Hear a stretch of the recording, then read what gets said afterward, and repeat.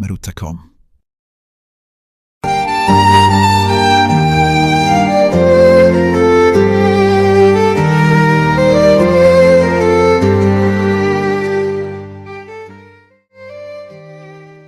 We tend to assume that traditions arrive with clear origins, that a celebration must begin with a moment, an event, or an intention.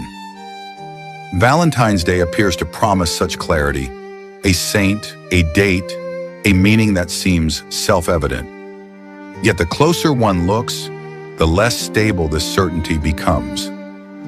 The day was not born romantic. It was not designed as a celebration of love. Its association with affection emerged slowly, through remembrance, coincidence, poetry, and imitation. To understand this, we must step back from the familiar image and return to the structure of time itself. Let us begin with a simple observation. In the Roman conception of time, there was no 14 February. Days were not numbered as they are today. They were counted in relation to fixed points, the calends, the nones, and the ides. What we now call the 14th of February was described as the 16th day before the calends of March. To a Roman, it carried no emotional or symbolic meaning. It was simply a position within a calendrical system. The significance attached to it today emerged much later. In mid-February, Rome did observe a pagan festival known as Lupercalia. This was a rite of purification and fertility involving sacrifice and ritual procession. Modern scholarship, however, urges caution when connecting it to Valentine's Day. There is no reliable evidence that the Christian observance replaced this festival.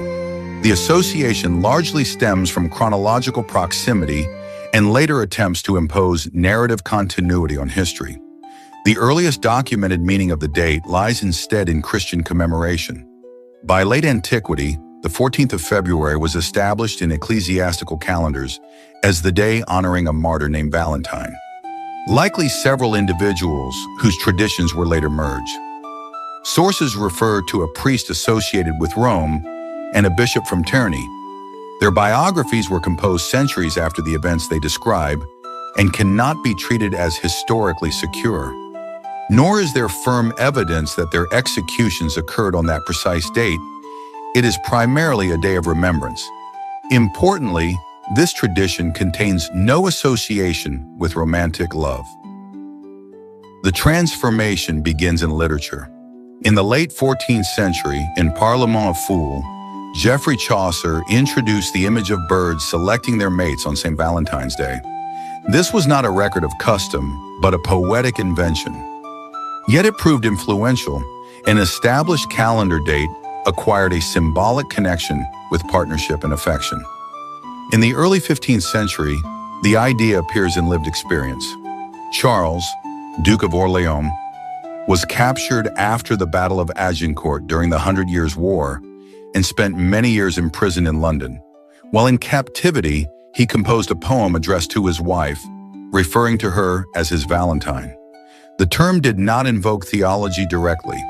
Rather, it reflected an emerging courtly vocabulary in which Valentine denoted the chosen recipient of affection or devotion.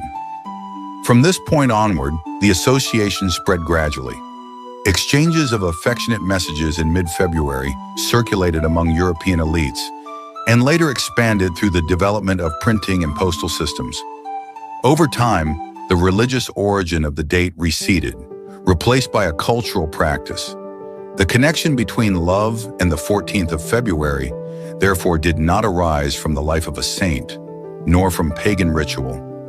It emerged through layered historical processes, calendrical memory, literary imagination, and social adoption.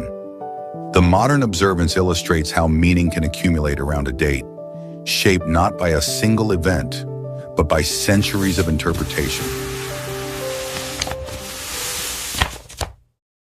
MERUTTA.com.